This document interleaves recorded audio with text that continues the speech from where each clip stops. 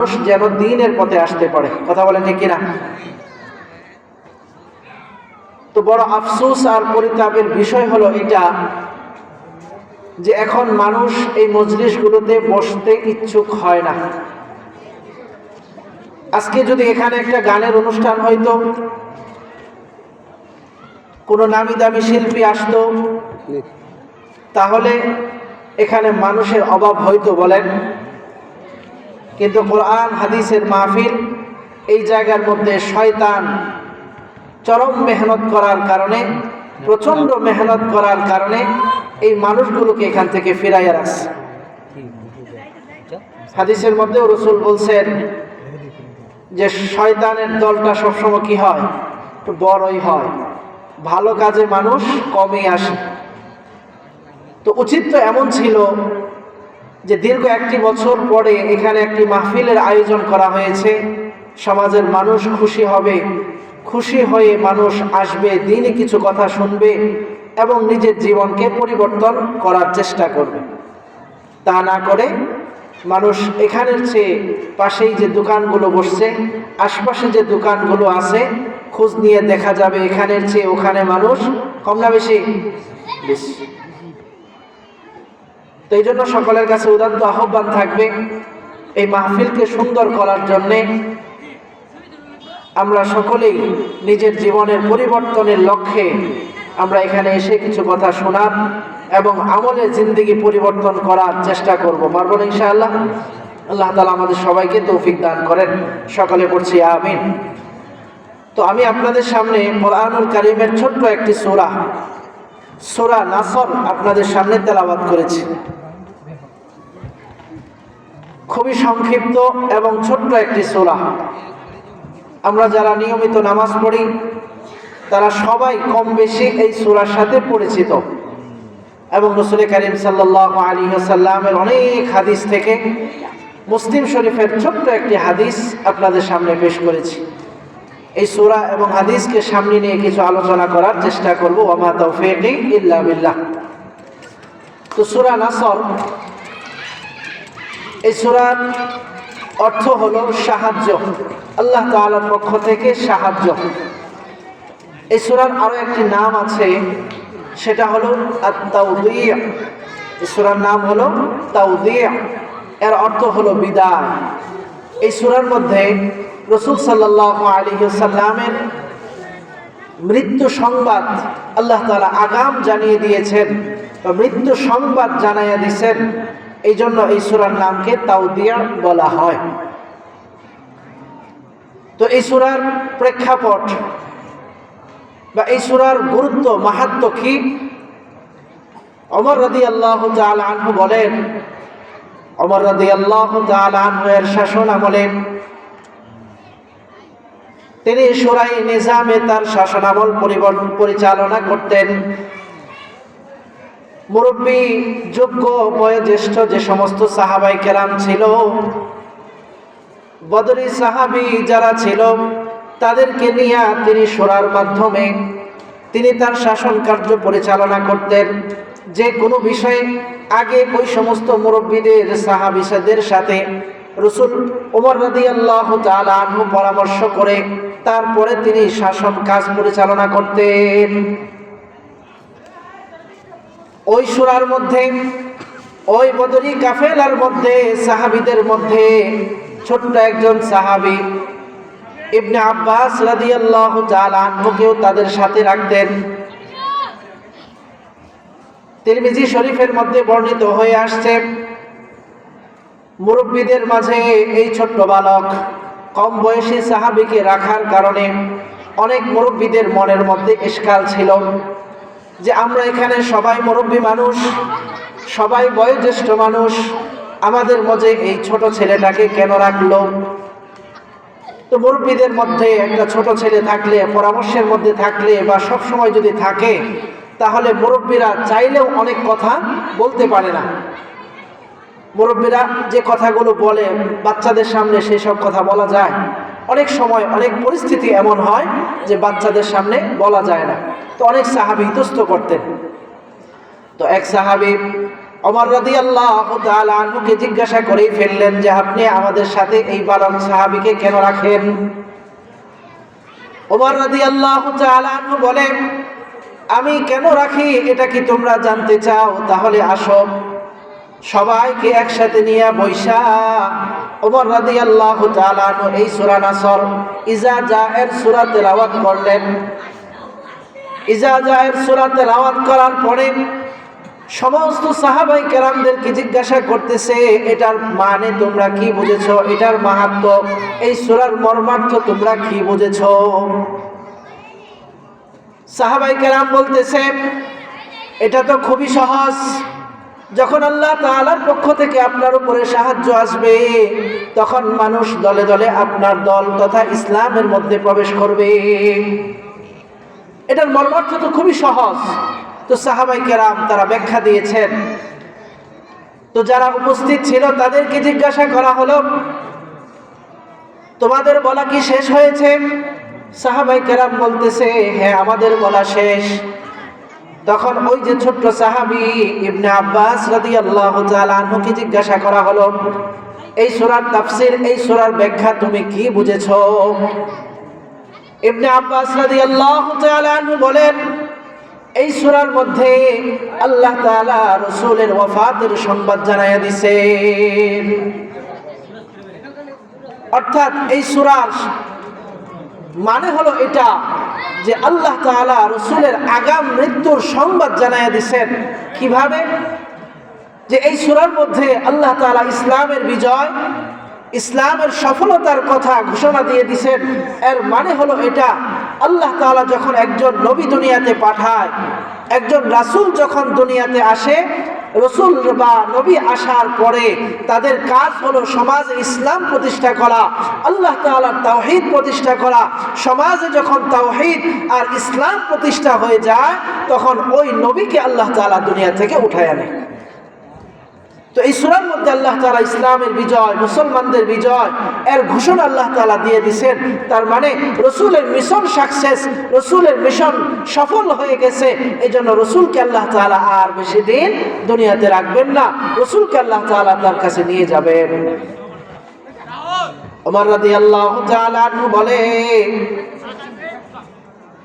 ইবনে আব্বাস যেটা বলেছে এটাই চূড়ান্ত কথা, আমিও এটা বলি এবং এই কথাটাই হলো বাস্তব। এবং ইবনে আব্বাস সম্পর্কে হাদিসের মধ্যে আসছে, রাসূল করিম সাল্লাল্লাহু আলাইহি ওয়াসাল্লাম ইবনে আব্বাস রাদিয়াল্লাহু তাআলা আনহুর জন্য একটা দোয়া করেছিল, আল্লাহুম্মা ফাক্কিহু ফিদ্দীন ওয়া আল্লিমহু তা'ওয়িল।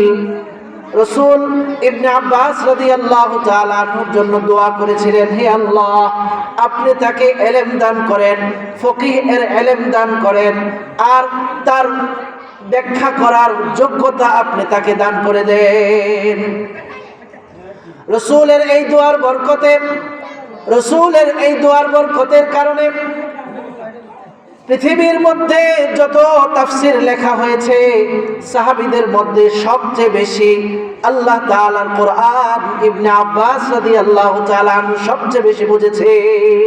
সুবহানাল্লাহ। রাসূলের দোয়ার বরকতে আল্লাহ তাআলার কোরআনের তাফসীর সাহাবীদের মধ্যে এবং সমস্ত উম্মতের মধ্যে তিনি সবচেয়ে বেশি বুঝেছেন। সুবহানাল্লাহ। তো রাসূলের দোয়ার বরকত, এই জন্য তিনি কোরআনকে এত বেশি বুঝেছেন। ইবনে আব্বাসের তাফসীরের উপরে আর কোনো তাফসীর আর হতে পারে না। তো এই সূরার মধ্যে কি বলতেছেন? তো আল্লাহ তাআলা বলেন, ইযা জাআ নাসরুল্লাহি ওয়াল ফাতহ। আল্লাহ তাআলা বলেন, হে রাসূল যখন আপনার উপরে আল্লাহ তাআলার সাহায্য এসে যাবে, তখন আপনি চতুর্দিকে শুধু বিজয় আর বিজয় অর্জন করবেন। সুবহানাল্লাহ। যখন আল্লাহ তাআলার পক্ষ থেকে আপনার উপরে সাহায্য আসবে, তখন আপনি বিজয় অর্জন করবেন। শুধু তাই নয়, মানুষ দলে দলে আপনার ইসলামের ভিতরে প্রবেশ করতে থাকবে। সুবহানাল্লাহ। তো এই সূরা নাজিল হয়েছে মক্কা বিজয়ের আগে। এই সূরার মাধ্যমে রাসূল সাল্লাল্লাহু আলাইহি ওয়াসাল্লামকে আল্লাহ তাআলা আগাম মক্কা বিজয়ের সুসংবাদ জানায়া দিয়েছেন। তো রাসূল সাল্লাল্লাহু আলাইহি ওয়াসাল্লাম মক্কা থেকে হিজরত করে যখন মদিনায় চলে যায়, মদিনায় যাওয়ার পরে তিনি সেখানে ইসলামের প্রচার প্রসার করে। জিহাদ ফরজ হয়, অনেকগুলো জিহাদ সংগঠিত হয়। রাসূল সাল্লাল্লাহু আলাইহি ওয়াসাল্লামের 8টি বছর মদিনায় অতিবাহিত হওয়ার পরে রাসূল সাল্লাল্লাহু আলাইহি ওয়াসাল্লাম ইচ্ছা করলেন অনেক দিন হয় কাবা ঘর দেখি না, অনেক দিন হয়ে যায়, উমরা করার সুযোগ হচ্ছে না। তো চলো 8ম হিজরিতে আল্লাহ রাসূল সাল্লাল্লাহু আলাইহি ওয়াসাল্লাম সাহাবায়ে কেরামদেরকে নিয়ে চললেন যে এবার আমরা উমরা করতে যাব। আল্লাহ তাআলার ঘর বাইতুল্লাহর মধ্যে উমরা করার জন্য যাব। সাহাবায়ে কেরামদেরকে নিয়ে রওনা করলেন। লম্বা ঘটনা সংক্ষেপে বলছি, এই আয়াতের তাফসীর বোঝানোর জন্য সংক্ষেপে ঘটনাটা বোঝানোর চেষ্টা করতেছি।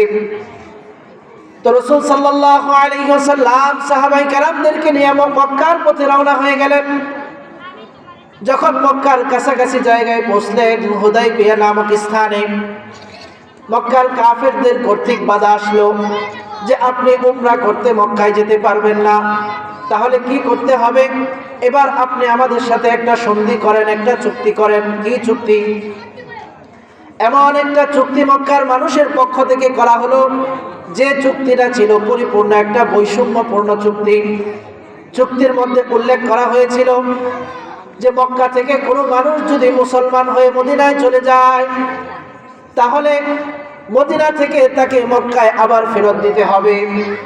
আর কোনো মানুষ যদি মদিনা থেকে মক্কায় চলে যায়, তাহলে মক্কার মানুষ তাকে ফেরত দিবে না। এরকম বহু বৈষম্যপূর্ণ চুক্তি হয়েছিল। এটাও একটা চুক্তি ছিল, মদিনা থেকে কোনো মানুষ যখন মক্কায় আসবে তখন তারা তাদের তরবারিটাকে কোষের ভিতরে ভরে রাখবে, তরবারি বের করে চলতে পারবে না। আর কোনো মানুষ যদি মক্কা থেকে মদিনায় যায়, তাহলে তারা তরবারি উঠাইয়া যাইতে পারবে। এই যে একটা বৈষম্যপূর্ণ চুক্তি রসুলের সাথে করলো, যে রসুলের কোনো সাহাবী যদি মক্কায় যায় তাহলে তারা তাকে ফেরত দিবে না, কিন্তু মক্কা থেকে কোনো মানুষ যদি মদিনায় যায় তাহলে তাকে ফেরত দিতে হবে। এরকম অনেকগুলো বৈষম্যপূর্ণ চুক্তি তারা করেছে।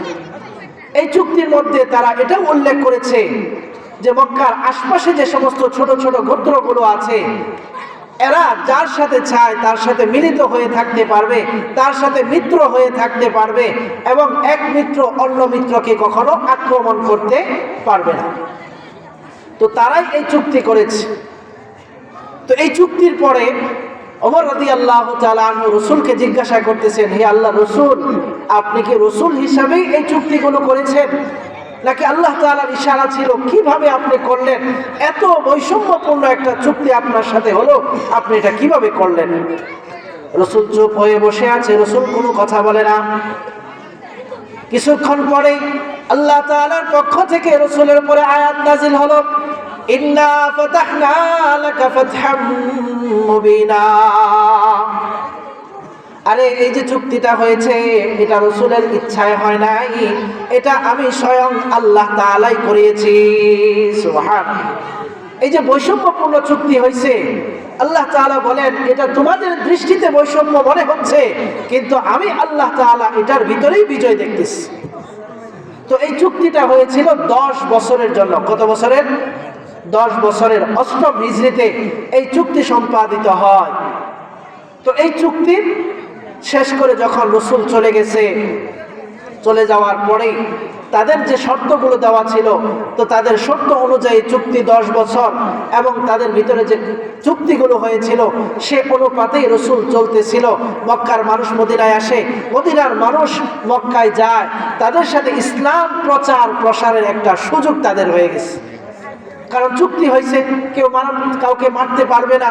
তো মদিনার মানুষ মক্কায় যায়, মক্কায় গিয়ে ইসলামের প্রচার গোপনে গোপনে দিয়ে আসে, মানুষের কাছে ইসলামের প্রচার করতেছে। ধীরে ধীরে মানুষ ভিতরে ভিতরে আস্তে আস্তে ইসলামের দিকে আকৃষ্ট হচ্ছে। তাদের একটা চুক্তি ছিল, এক মিত্র অপর মিত্রকে কখনো আঘাত করতে পারবে না। তো মদিনার পাশেই ফুজা নামে একটা গোত্র বসবাস করত। গোত্রটা খুবই ছোট ছিল। তারা রসুলের সাথে আইসা দলে যোগ দিছে যে আল্লাহ রসুল, আমরা আপনার সাথে মিত্র হলাম, আমরা আপনার দলের সাথে থাকব। এই ফুজা গোত্রের শত্রু ছিল মক্কায়। তারা চিন্তা করলো এটা তো একটা ছোট গোত্র, আমরা যদি চোরা গুপ্তা তাদের উপরে হামলা করি তারা রসুলের কাছে খবর পৌঁছাইতে পারবে না। এই সিদ্ধান্ত নিয়ে 2 বছরের মাথায় তারা আক্রমণ করে বসলো ফুজা গোত্রের উপরে।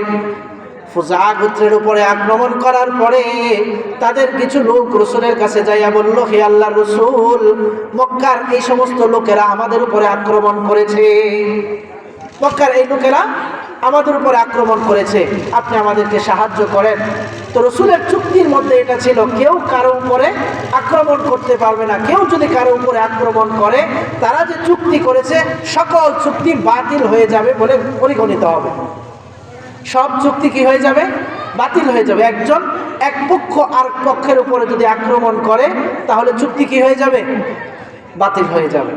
তো আক্রমণ করছে কারা?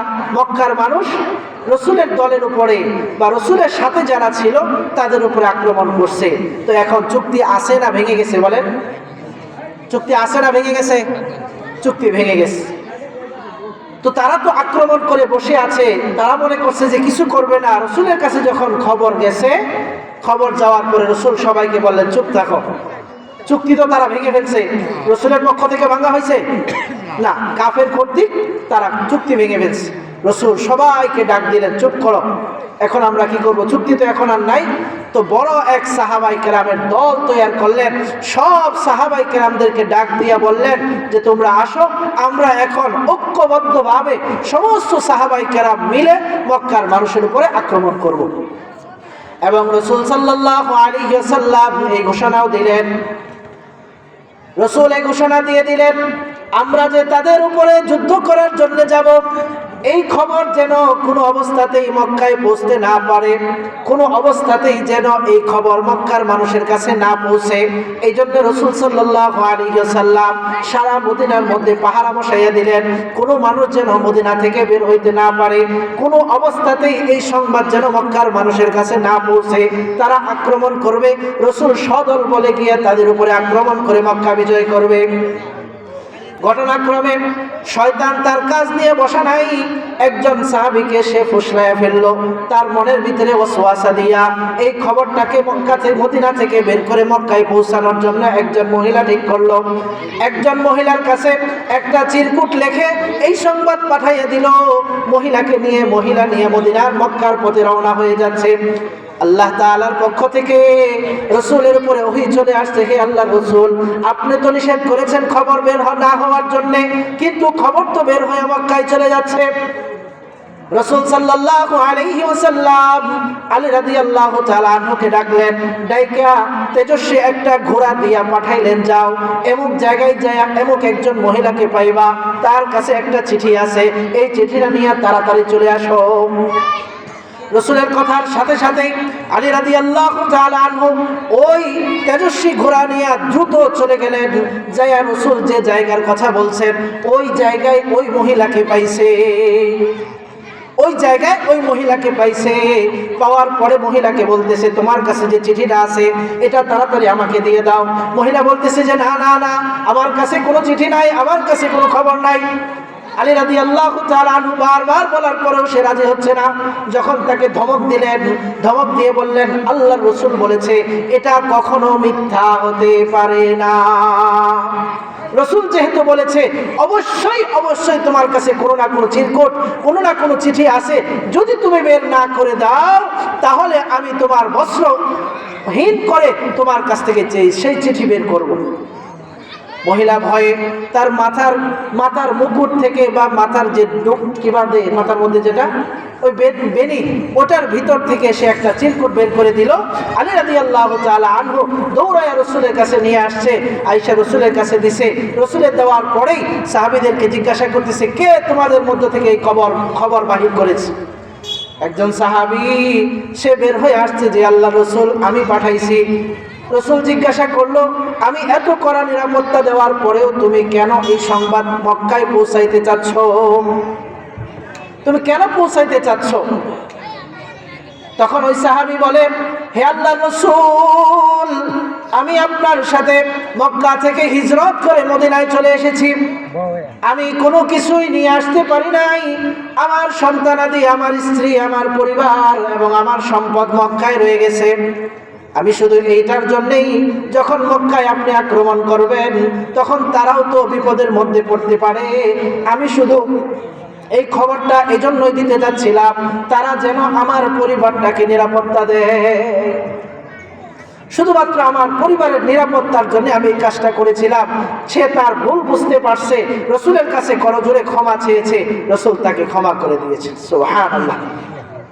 এরকম একটা পরিস্থিতিতেও রসুল সাল্লাল্লাহু আলাইহি সাল্লাম তাকে ক্ষমা করে দিয়েছেন। ক্ষমা করার পরে রসুল সাল্লাল্লাহু আলাইহি ওয়াসাল্লাম সমস্ত সাহাবায়ে কেরামদেরকে নিয়ে মক্কার পথে রওনা হয়ে গেলেন। মক্কার পথে রওনা হয়ে যাওয়ার পরে মক্কার নিকটবর্তী এক পাহাড়ের কাছে যায় রসুল তাঁবু গাড়লেন। তাঁবু গাড়ার পরে সাহাবায়ে কেরামদেরকে দিয়ে খবর পাঠাইলেন যে আমরা যুদ্ধের জন্য চলে এসেছি, তোমরা চুক্তি ভঙ্গ করে ফেলেছো, এখন তোমাদের সাথে আমরা মোকাবেলা করব, যুদ্ধের জন্য তৈয়ার হও।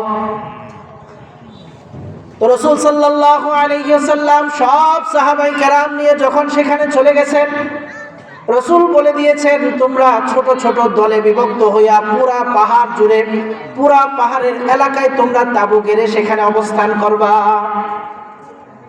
রাসূলের এখানে কিছু যুদ্ধের কৌশল অবলম্বন করেছেন। সাহাবায়ে কেরামকে বলছেন যে তোমরা ছোট ছোট 2 জন 3 জন 5 জনের দল হইয়া পাহাড়ের বিভিন্ন জায়গায় তাঁবু গাড়বা। আর কি করবা, যখন রাত হয়ে যাবে তখন তোমরা 3 জন 4 জন 5 জনের যে গ্রুপ আছো এই গ্রুপ মিলে মিলে তোমরা চুলা জ্বালাইবা, পুরা পাহাড় জুড়ে সবাই বড় বড় চুলা জ্বালাইবা। আরেকটা কাজ করবা, সেটা হলো তোমরা বেশি থেকে বেশি পরিমাণে বাথরুম বানাইবা, টয়লেট বানাইবা, পুরা পাহাড়ে চতুর্পাশে বেশি বেশি টয়লেট বানাইবা। তো আগেকার সময়ের যুদ্ধ হয়েছে তরবারের মাধ্যমে, সম্মুখ যুদ্ধ হতো। তো তাদের একটা জাসুস গুপ্ত লোক তারা খবর নিতে আসছে যে রসুলের কাছে কি পরিমাণ লোক আছে, তারা কি যুদ্ধ করে কুলাইতে পারবে কি পারবে না, তাদের শক্তি কিরকম, প্রতিপক্ষের শক্তি কিরকম, এটা যাচাই করার জন্য জাসুস পাঠাইছে, গুপ্তচর পাঠাইছে। রাতের বেলা গুপ্তচর আসছে। রাতের বেলা গুপ্তচর আইসে দেখে পুরা পাহাড় জুড়ে শুধু আগুন আর আগুন জ্বলতেছে, শুধু চুলা আর চুলা জ্বলতেছে। ওই জাসুস, ওই গুপ্তচর আইসে দেখে ওরে বাবারে, চুলাই যখন এত দেখা যায় না জানি মানুষ কি পরিমাণ, এত চুলা যখন জ্বলতেছে তখন না জানি মানুষ কি পরিমাণ। তো রাত্রে ওই গুপ্তচর চলে গেছে, দিনের বেলা আবার আসছে, আইসে আবার খোঁজ খবর নিতেছে, রাতের বেলা তো এত পরিমাণ চুলা দেখলাম, তো এখন যায় দেখি পাহাড়ের আশপাশে তারা বাথরুম কি পরিমাণ করছে। কারণ মানুষের ভিতরে আইসে খোঁজ নেওয়ার সুযোগ তো আর তাদের নাই। গুপ্তচররা আইসে কি ভিতরে খবর নেয়, আশপাশ থেকে খোঁজ খবর নেয়। তো আইসা দেখে চতুর্পাশে শুধু বাথরুম আর বাথরুম, প্রচুর পরিমাণে তারা টয়লেট করে রাখছে। তো এত টয়লেটের পরে ওই জাসুস, ওই গুপ্তচর যখন আসছে, আইসে দেখে আরে এত পরিমাণ টয়লেট যখন করে রাখছে না জানি মানুষ কি পরিমাণ। তো তাদের কাছে খবর, মক্কায় খবর চলে গেছে, তাদের সাথে অসংখ্য মানুষ, হাজার হাজার মানুষ তাদের সাথে আসছে, আমরা তাদের সাথে যুদ্ধ করে কুলাইতে পারবো না।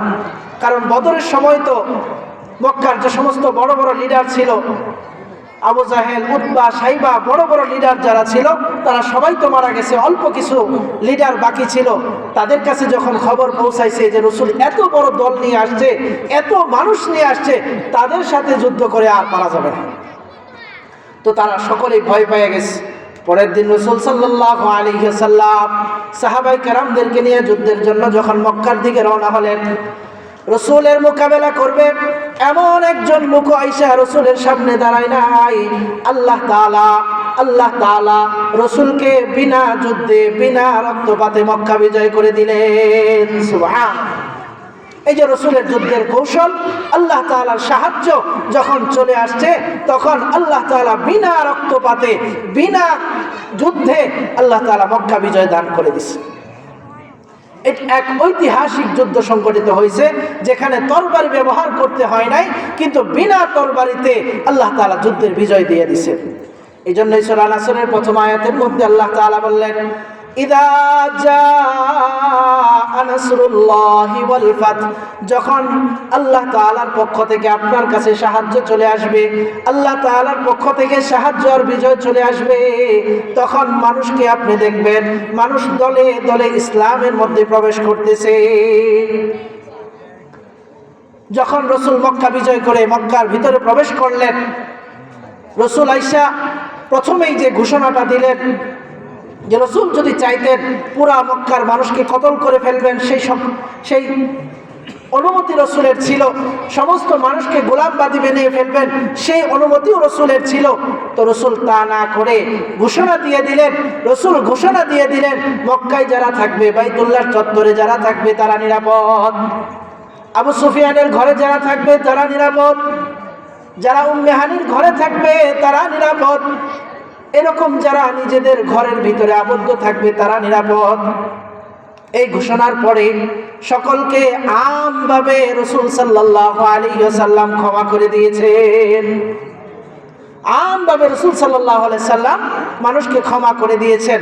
এই ক্ষমার দৃষ্টান্তের কারণে আর ওই যে ৮ম হিজরিতে চুক্তি হয়েছিল 2 বছর পর্যন্ত 10ম হিজরিতে আল্লাহ তাআলা মক্কা বিজয় দান করছে। এই 2 বছর যে তারা ভিতরে ভিতরে মক্কায় মেহনত করেছিল, মানুষের দিলের ভিতরে ইসলামের বীজ বপন করে আসছিল, ওই সব মানুষ তখন দলে দলে ইসলামের ভিতরে চলে আসছে। সুবহানাল্লাহ। এই জন্য আল্লাহ তাআলা বললেন ওয়ারাআইতান নাস ইয়াদখুলুনা ফি দীনিল্লাহি আফওয়াজা, হে রাসূল আপনি যখন দেখবেন আল্লাহর পক্ষ থেকে আপনার কাছে সাহায্য চলে আসছে, তখন শুধু বিজয় আর বিজয়, শুধু বিজয়ের মধ্যেই শেষ নয়, আল্লাহ তাআলার পক্ষ থেকে দেখবেন যে মানুষ দলে দলে দলে দলে ইসলামের ভিতরে প্রবেশ করতেছে। সুবহানাল্লাহ। যখন মানুষ দলে দলে ইসলামের ভিতরে চলে আসতেছে, এই দৃশ্য যখন আপনি দেখবেন আপনার চক্ষু শীতল হয়ে যাবে। রাসূল যখন মক্কা বিজয় করে ফেললেন, বিজয় করার পরে আনসারী সাহাবী যারা ছিল তাদের অনেকেই কান্না করতেছে, মুহাজির যারা ছিল তারা তো খুশিতে উৎফুল্ল হয়ে আছে, তাদের ঘর বাড়ি আবাদ হয়ে গেছে, তাদের ঘর বাড়ি বিজয় হয়ে গেছে, তারা মক্কা থেকে হিজরত করে মদিনায় চলে গিয়েছিল। অনেক সাহাবী তারা তাদের বাড়িগুলোকে গিয়ে খুঁজতেছে, দেখি বাড়ির কি অস্তিত্ব আছে না নাই, বাড়ি ঘর আছে না নাই, বাড়ি ঘর গুলো যায়া দেখতেছে। আর আনসারী সাহাবীর মধ্যে কিছু সাহাবী তারা কান্না করতেছে। এই সংবাদ যখন রাসূলের কাছে যাওয়ার পরে রাসূল সাল্লাল্লাহু আলাইহি ওয়াসাল্লাম ওই সাহাবীদেরকে জিজ্ঞাসা করতেছে, আনসারী সাহাবীদেরকে জিজ্ঞাসা করতেছে, তোমরা কেন কান্না করতেছো? তোমাদের কান্নার কারণ কি? সাহাবারা গোপনে গোপনে কান্না করে চোখের পানি ঝরতেছে, কেন কান্না করতেছো? রাসূল জিজ্ঞাসা করার পরে সাহাবায়ে কেরাম বলেন, হে আল্লাহর রাসূল, আপনি তো মক্কা বিজয় করে ফেলেছেন, আপনার মাতৃভূমি বিজয় হয়ে গেছে, এখন তো মনে হয় আপনি মক্কাতেই থেকে যাবেন, আর মনে হয় মদিনায় আপনি যাবেন না। তো আমরা কাকে নিয়ে থাকব? আপনার দুঃসময়ে আমরা পাশে ছিলাম, আপনি যখন হিজরত করে মদিনায় চলে আসছিলেন আমরা জান দিয়া মাল দিয়া সব দিয়া সহযোগিতা করছি, এখন তো আপনার মাতৃভূমি বাইতুল্লাহ বিজয় হয়ে গেছে, আপনি তো মনে হয় আর মদিনায় যাবেন না।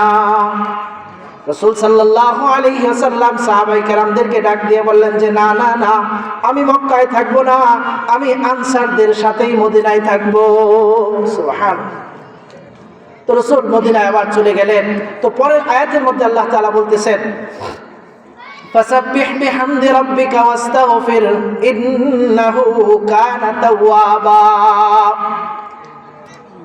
যখন আপনি সফল হয়ে যাবেন, যখন আপনি বিজয় অর্জন করবেন, মানুষ যখন দলে দলে ইসলামের ভিতরে প্রবেশ করবে, এই যে মহা সাফল্য আল্লাহ তাআলা আপনাকে দান করেছেন, এটার পরে আপনার কাজ কি হবে সেটাও আল্লাহ তাআলা এই সূরার মধ্যে বলে দিয়েছেন। যখন আপনি বিজয় অর্জন করবেন তখন আপনি আল্লাহ তাআলার তাসবিহ আদায় করবেন। ফাসাব্বিহ, আপনি আল্লাহ তাআলার তখন আপনি আল্লাহ তাআলার তাসবিহ পড়বেন, সুবহানাল্লাহ, আল্লাহ তাআলার তাসবিহ আদায় করবেন যে আল্লাহ তাআলা আমাকে আশ্চর্যভাবে সাহায্য করেছেন, আশ্চর্য এক বিজয় আল্লাহ তাআলা দান করেছেন।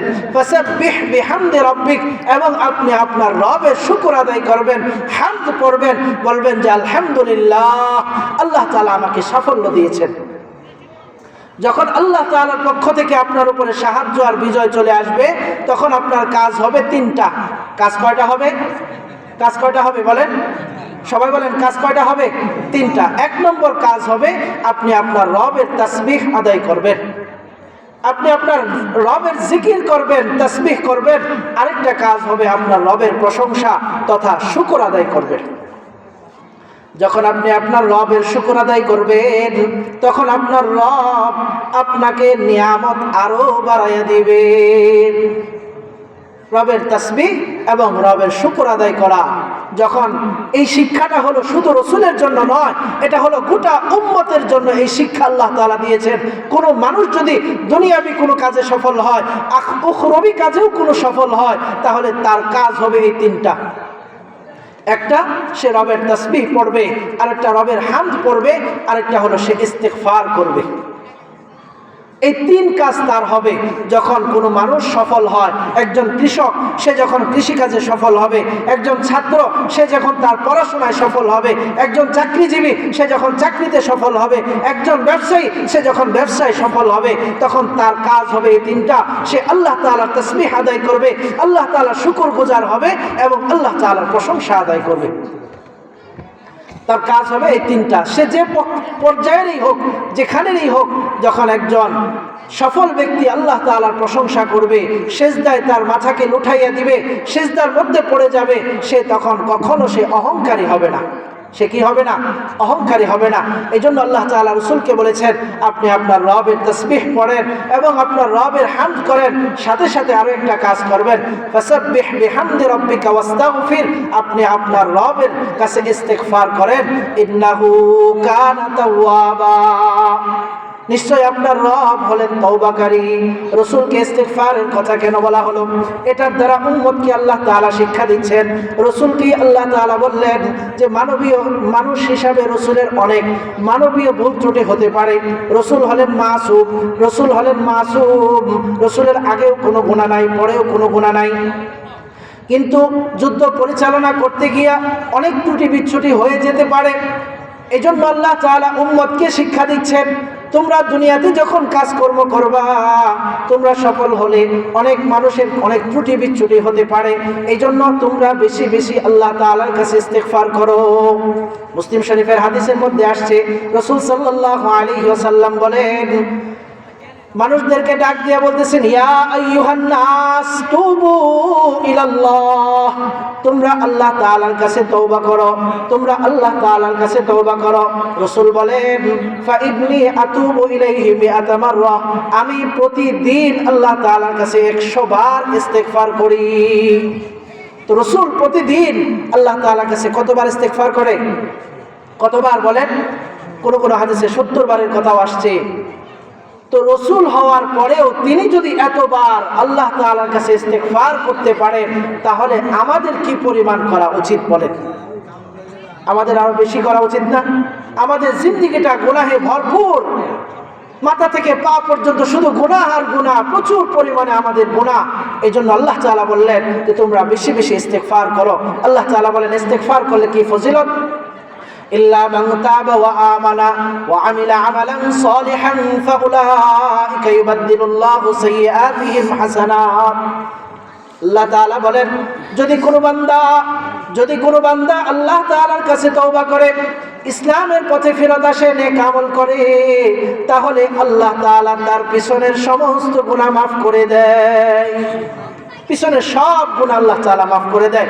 শুধু মাফ হয়ে গেছে বিষয়টা এমন নয়, মাফ হওয়ার পরে আমলের খাতায় যে জায়গাগুলো খালি হয়েছে, ওই খালি জায়গাগুলো আল্লাহ তাআলা নেক দিয়ে ভরপুর করে দেয়। সুবহানাল্লাহ। এই জন্য আমরা বেশি থেকে বেশি পরিমাণে ইস্তেগফার করব। হাঁটতেছি ইস্তেগফার করব, দিল থেকে তওবা করব, ইস্তেগফার করব। বেশি বেশি ইস্তেগফার করলে আল্লাহ তাআলার কাছে আমার মর্যাদা বাড়বে। বহু এমন ঘটনা কোরআন এবং হাদিসের মধ্যে আসছে যে ইস্তেগফারের কারণে আল্লাহ তাআলা কত মানুষকে সফল করেছেন। এই জন্য আমাদের কাজ হবে এই তিনটা, যে যখন আল্লাহ তাআলার পক্ষ থেকে সাহায্য আসবে তখন আমাদের কাজ হবে আল্লাহ তাআলার হামদ করব, আল্লাহ তাআলার তাসবিহ পড়ব এবং ইস্তিগফার করব। পারবো না ইনশাআল্লাহ? আল্লাহ তাআলা আমাদের সবাইকে তৌফিক দান করেন। আমরা সকলে পড়ছি আমিন। ওয়া আখিরু দাওয়ানা আলহামদুলিল্লাহি রাব্বিল আলামিন। আসসালামু আলাইকুম ওয়া রাহমাতুল্লাহ।